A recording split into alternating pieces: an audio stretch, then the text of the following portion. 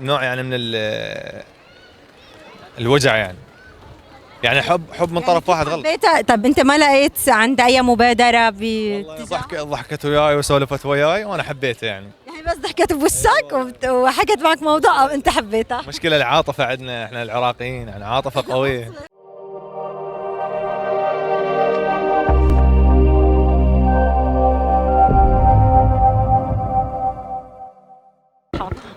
مرحبا. مرحبا. اهلا وسهلا بحضرتك، عرفني عن نفسك. الله يسلمك، انا علي من العراق. اهلا وسهلا سيد علي. سيد علي، حضرتك مقيم؟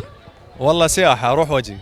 أيوة. شو رأيك بالحب من طرف واحد؟ تعرضت لهيك مرحلة؟ والله صراحة مريت بهذا الشعور، يعني أكبر غلط، يعني أنا أعتبرها جريمة يعني لا تغتفر. انت اللي حبيت ولا الطرف الآخر حبيت والطرف الثاني ما حبني يعني. اي أيوة والله. صدمة والله هي، بس يعني أشوفها يعني الصراحة بها نوع يعني من الوجع يعني حب من طرف واحد غلط. حبيتها؟ طب انت ما لقيت عند اي مبادرة ضحكت وياي وسولفت وياي وانا حبيته يعني بس ضحكت بوشك وحكت معك موضوع او انت حبيتها؟ مشكلة العاطفة عندنا احنا العراقيين، يعني عاطفة قوية. اي والله العاطفة غلبتني. الله يسلمك حبيبي. طبعا اي بنت بتبتسم بوشك وتضحك بوشك بتقول حبتني؟ لا مو اي بنت، بس سبحان الله هي هاي البنت يعني دخلت بقلبي وانا ردتها يعني فيما يعني على سنة الله ورسوله. اي ما ادري يعني بالبدايه موافقه، بس ما ادري يعني غسلوا عقلها. يعني اول شيء كانت عم تعطيك اشارات ايجابيه انه بدها اشارات ايجابيه وهاي ما ادري انت ما كنت فهمان عليها. والله يجوز هي يعني تريد شويه انه يعني تقول لي انه انا ما اريد احبك او ما احبك، او هي كانت يعني صحيح عرفت لها انه انا بحبك وهي لا؟ والله صارحتها صراحه. والله كيف وين؟ والله يوم من الايام شفتها يعني بمكان وقلت لها انا يعني التقينا بمكان يعني بالحاره بالمنطقه. والله قلت لها انا صراحه يعني اريد اصارحك وهاي ما ابي شيء. قلت لها انا حبيتك. والله هي قالت يعني شلون حبيتني؟ قلت لها هو الحب من الله، حبيتك وهاي. هي ما حكت شيء، قالت الله كريم يعني. من بعد الله كريم كل شيء ما شفنا. اي والله بعد الله كريم ما رجعت شفتها؟ الله كريم يعني شفتها بس بغير وجه ثاني، زعلانه وما تعطي مجال وثقيله. انا عرفت اكو شيء صاير يعني.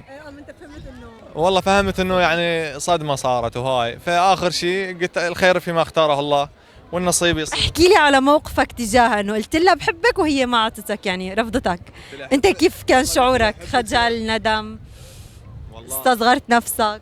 والله صراحه يعني انا هذا يعني ب 2017 يعني من زمان، وكنت شويه صغير مو هذا عمري، كان عمري تقريبا يعني نقدر نقول 20 تقريبا اقل. والله صدمه صراحه صدمه يعني، حتى عيوني دمعت والله. والله صراحه يعني دمعت يعني اي تهديت والله، وعوذ بالله من هضم الرجال صارت بعد. اي والله. طيب شو توجه رساله للشباب اللي بيعيشوا هاي اللحظه الحب من طرف واحد؟ رساله الى الشباب يعني لا تحب من طرف واحد، لو تجيها يعني بنفس اليوم تقولها يعني مثلا نكون حب بيناتنا مثلا. اي حتى عندها انه مبادره، بس انه ما في مبادره تروح تحبها. مثل بالعراق يقول اعبر النهر ما طوله ضيق. يعني بالبدايه اول الحب لازم تصارح، يعني اول يوم لا تخليها تطول. اذا طولت سنه وصارحته راح تتعذب اكثر يعني.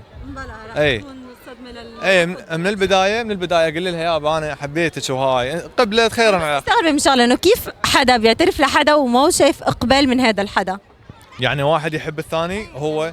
والله شوف الصراحه يعني هي صارت مو بس عند الشباب، اكو بنات هم حبن شباب والشاب ما حباها يعني. سبحان الله يعني هاي ما ادري ما اعتبرها يعني شيء عجيب. يعني واحد تجي وتقول له تفتح له قلبه وتحبه وهاي. يعني هذا الشيء غلط انه بيرفض؟ والله طبعا غلط صراحه يعني ما بيكن لك اي مشاعر بالغصب. هذا الانسان اللي يحبك من قلبه وصارحك لا تخسره يعني. مستحيل ما اعتقد انه راح تحصل انسان يحبك يعني مثله.